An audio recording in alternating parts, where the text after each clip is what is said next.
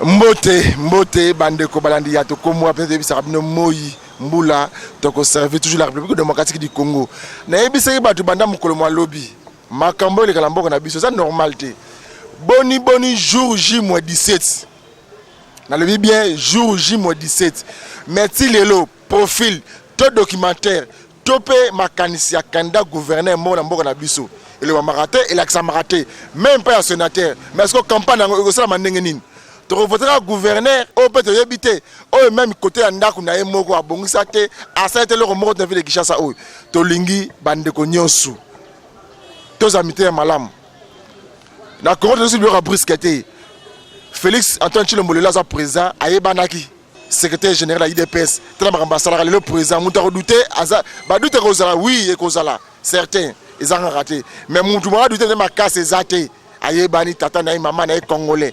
Mais boni bakanda gouverneur amboka na biso oyo bayeba na kakate to soka bu mutabimika gouverneur te lobby mokoloma lobby na assemblée provinciale la ville de Kinshasa ya ko yinda bande ko benga ba téléphone par-ci par-là awe yindi nini esalamaki na assemblée provinciale la ville de Kinshasa na lingi ete pona zu la bino ba invité mokoloma lelo tika ete na zonga na régie to l'actionnement mukeni ne lekaki kuna.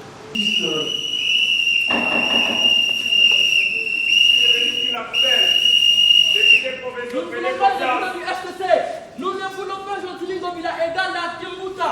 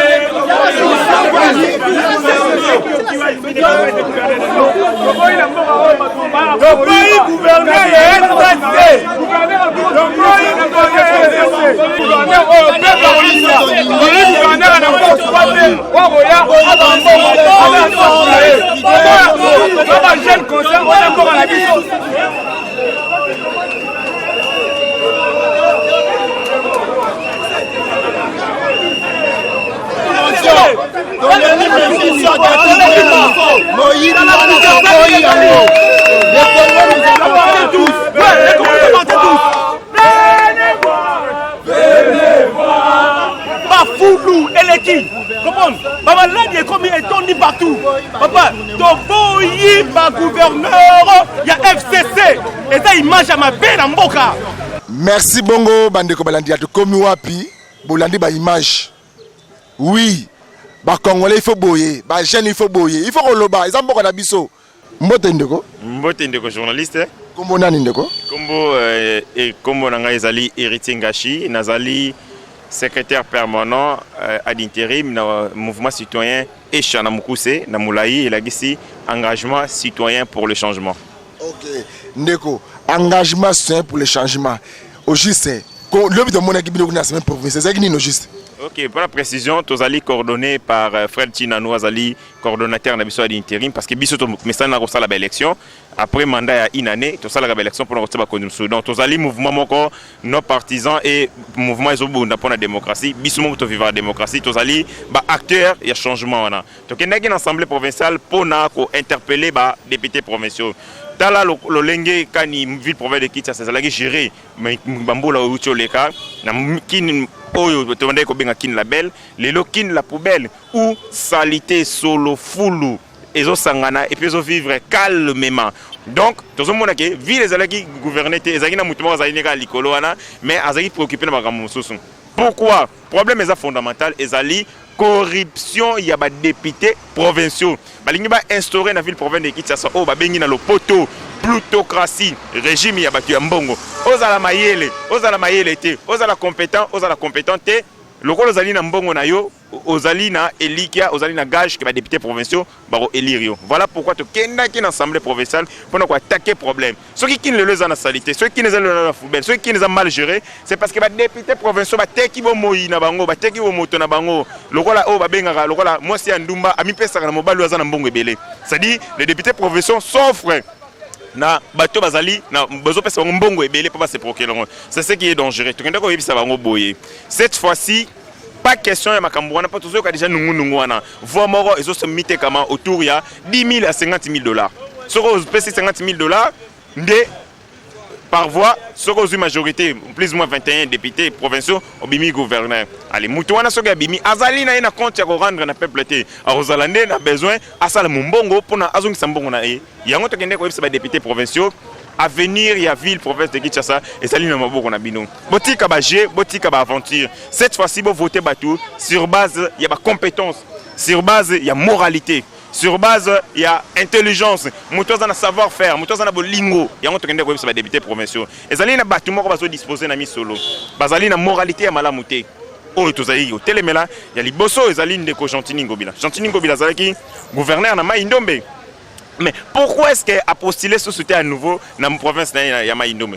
Même si les alliés n'ont crémité que Moutou a changé ma province dans la ligne, Rosa Lelo a pour la ville province de Kinshasa, le bloqué Maïndombe est un problème. Mais à Kimi Likolo à Makambo et à Sali na Maïndombe, il y a un Kimi Maïndombe a le Europe ça. Babi na rapport ou wana zolo rapport à Yumbi wana ndeko na ngai batangi. Ya na katite, ba lobby carrément batangi yete ndeko na ngai. I au moins eux ça bakasi to comme moi, parce que place va vérité le bamaka. Ba lobby boyi, rapport et lobby kara boyi. Mais batangi yete. Donc ye aza épargné na Makambo wana, yango comme asaki malamu kuna na Maïndombe. Abongusi Maïndombe. Na Yesu na ville de Kinshasa a amélioré ba système de travail na ville de Kinshasa. Ba beza wapi. Ndeko na ngai, soki ozali autorité na kati ya mboka. Na ligne na ibsa iloko moko. Ba penseurs notamment ba sophistes, ba considérer l'état lokola nini. L'état ezali moyen moko artificiel oyo batu ba mitie pona ba mikengela mutuellement pour assurer sécurité na bango. Mission ya liboso ya l'état oyo ba bengi mission régalienne ezali sécurité ya bien et puis na ba citoyen. Soki l'état azosala yango te, il faudrait répondre à l'acte d'abord. Mais les premiers citoyens, il y a Maïndombe. Tous allez conseiller la justice et salam la yubi pour établir la responsabilité et les premiers citoyens, il y a Maïndombe, donc il est le responsable, il y a Mavakambouana, titre décrié, mort et belé.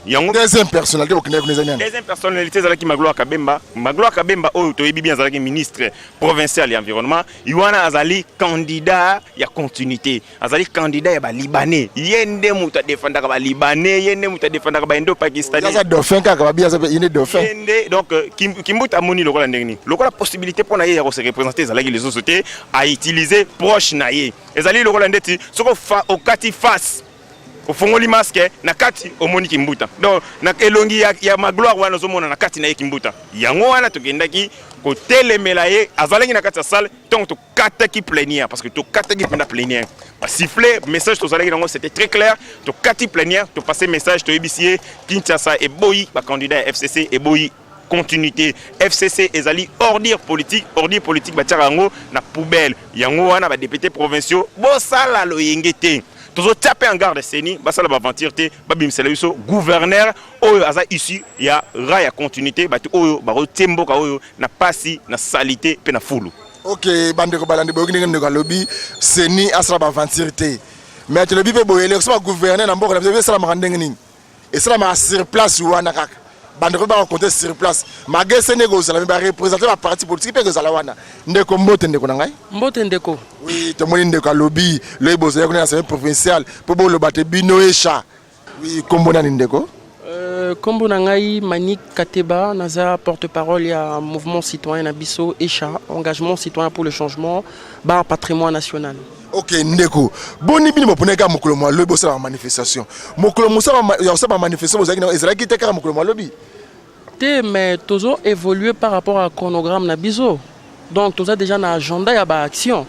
Donc Tobanda qui n'a parlé de la nation, to tika ki memo contre Chibala, décret loi ya Chibala. Après wana to sala ki les sous action to c'est ça qui procureur après la cour constitutionnelle pour couvrir bon enquête par rapport ya bato o ba Géraki la mandature passée pour na ko yeba nani ya sala ki nini nani ya bomaki pour Félix Azolobe la réconciliation, mais réconciliation, ça n'empêche pas à ce que justice est ça, la justice a fonctionné. Ba beta kibiso na ipekin, ba kanga kibiso, ba beti, ba matraque, ba déshabillé, ba fio, tozana bango, ba maladie, en passant Jenny Ngalou, l'activiste na biso, aza maladie. Après wana to programme qui peut que tolinga to kita na assemblée provinciale. Yango lobby plénière ezalaki. To lobby non, il faut que to kende. Tu continues l'assemblée provinciale, tu interrompre plénière, tu passer message, tu yebi si bango que peuple ezotal et la bino. Tu lingi lelo oyo ville est trouvé ba lettre nae ya noblesse. Nakala to yebaki que ville de Kinshasa c'était la ville la plus propre du Congo. Mais lelo bosoto, tala to na musika te tala ba fulu ndenge ezali. Tala na mama emo. Bafoulou, banzela ezate, tout ça par rapport à gérance calamiteuse oyo mutune tikimbuta azalaki na mutu. C'est vrai, ba député ya mandature passé, ba lekisa kikimbuta toebi mécanisme ndenge salemaki. Mais lelo siko biso ba jeune tolobite au-delà ya kozala jeune congolais, tozabe ba jeune kinois. Tokola awa, tokola nakala, tobana ko sagana na ba terrasse ya ezalaki propre. Mais lelo mekaka ko sagana na terrasse. Oh, la maladie. Ok, oui, tant on a kaka kimbuta te. To boy. Ndeko nangai, est-ce que vous avez le haut sommet? Moto a message ko sekisa, ko binis, ko bina, ko kablama wana bana Congo. Et puis kimbuta boy ko lobana yande kimbuta. Obi combien de manifestations ya makasi o ya accompagner bana Kinshasa, o ya boya makileta na Kinshasa. Ndeko nangai. Naomi Klina lobaka pyromane et sapeur pompier. Donc, à compagnie sa moto, il y a Bimi, pour bayo que la ema ah papa social. Toi bi ba idéologie wana. Biso toi bilenge toi raisonner, toi yebi ba idéologie wana. Kimbuta lelo nini asali nini résultat na eto ko kanisela e na ba effet nini lelo. Ezate. Zela ezate. Monde accueilli, yebi kimbuta lelo. Gouvernement provincial ya wana tiki hôtel de ville ya sika. Talandaku eta o asali atiki biso ya tête de ville. Par rapport à Mbongo, on écoute à Kinshasa par jour, aux autres là, et l'Okowana. Et puis, et ça sous-financement, il y a Kimbutate, Azuba financement par-ci par-là. Hein? Et ça, par rapport à l'Okowana. Donc, tu organises là, na hôtel de ville, on les a consacrés à Congolais. On les a consacrés à Congolais. Les lo oyo, nyonso oyo les kamaba kanyaka banini. Et ça, on va bien en science politique, polarisation en cascade. Kabila atikeli batunae, baba na ko pesa bakanyaka pour baba na oleka. Ce que biso tolobi. Na laboratoire na biso tozo préparer application moko toko tia, toko pesa assemblée provinciale pour contrôler ba élection. Tous les ingénieurs na mouvement na biso. Donc tous proposer il faut tout ticket là biso bilingue tout ticket ba trace et puis tout ticket là jeunesse o ezoya biso tolingi lelo oyo na tête ya Kinshasa FCCT. To accepter ba résultat nanga proclamer bango ba leki. Mais batika ba député total là to juger bango na ba loi o ba ko proposer. Mais lelo oyo tolingi ni Gentini Ngobila ni Magloire Kabemba na mutu ya Kinshasa te. Soki baleki tolobika pour toko beta ba action surtout biso toko respecter méthodologie na biso eza non violence. Toko ça la face na mutu nyonso oyo ako respecter pouvoir ya peuple te pour pouvoir oyo eza ya UDPS eza ya Félix te pouvoir eza ya peuple. Alors peuple a réclamé chaque jour le peuple d'abord et puis il faut ebandana kin et toko attaquer pe ba province misusu to ki na mbujimai ba kabambongo to za na base na biso ya mbujimai toko banda ba action donc il faut pas toler là donc la jeune basali. OK ndeko na ngai to ko prendre moi souka. Est-ce que vous pouvez savoir le numéro de téléphone? Tu peux actionner ni boko bomba, boko ça micro zali ko yasus. Numéro ezali 082 37 15 753 082 37 15 753. Wana nde boko kozwanga na nzela ya WhatsApp. Mais loko ya soka na lingi na loba boye ba députés provinciaux kozala élu du peuple ezali responsabilité. En même temps ezali privilège. Tango bato basangani bafani na ndako bapesi yo ndambo ya pouvoir na bango po oloba po na bango po na intérêt na bango ezali privilège ezali responsabilité. Boyo ki sabiso soni tendenge bo mesana ko sala yango. Ba yo sabiso soni tendenge ninde ko nga bande ko ba ke campagne ba parti politique pesi bango ate ba mbonga campagne te. Misusu bateki mapangu na bango. Sikonde ko wana sikoyo. Ati la kaka bongo ndeko na ngai. Yango wana tozali ko loba boye. Ko sala politique ezali abnégation, ezali vocation. Mutu asala la politique ezali mutu oyo ase surpassa na nzala. Assez surpassant na intérêt égoïste ezali mutu oyo akendi ko mikaba mbeka pona baninga ça dit tongo yo zoki misolo na yo oteki ngo na campagne électorale ezali kite po kino récupérer na politique okindaki nde ko tia misolo oyo lokola pandambu ya contribution na yo pona développement tango ozui mandat pona yo te ozui mandat pona peuple o élire yo donc il faut au sala o agir pona intérêt na ye yango wana nazo yebisa ba députés provinciaux et belé ba ya ba mona politique lokola COP c'est normal pona nzala. Bébélé bayana politique pour résoudre les problèmes personnels.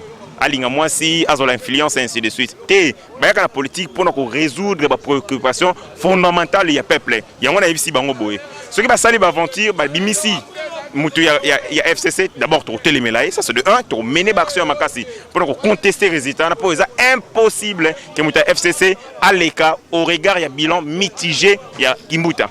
Et de deux to yebisa bango boye. Ce qui va sali yango bakozala exposé babengaka na désaveu populaire trop la bango ndeti muto uti ko yiba ndenge bawolola kaye parce que mu mandat obazui ezali mandat na biso nde tozali ba maître tozo pesa bango mitindo tozali na besoin ya gouvernance moko ya sika gouvernance ezo rayonner gouvernance oyo trouver un problème ya chômage est-ce que oyebi que na ville province de Kinshasa ezana bana oyo babotami awa batangi classe basisi ti bakokufa bakotika kozwa musala te. Parce que justement, le gouvernement ya Kinshasa est irresponsable, est préoccupé. Yebisangaï, Kimbuta Sali 10 ans, quelle était sa politique en matière d'emploi? Tant on retourne pour la niveau les autres a développé, arrive Sarabiso, oh non, rétrocession, on ça Sangambongote. Mais ce qu'on t'a limbongo au Kimbuta, à récolter la taxe, c'est des millions par jour.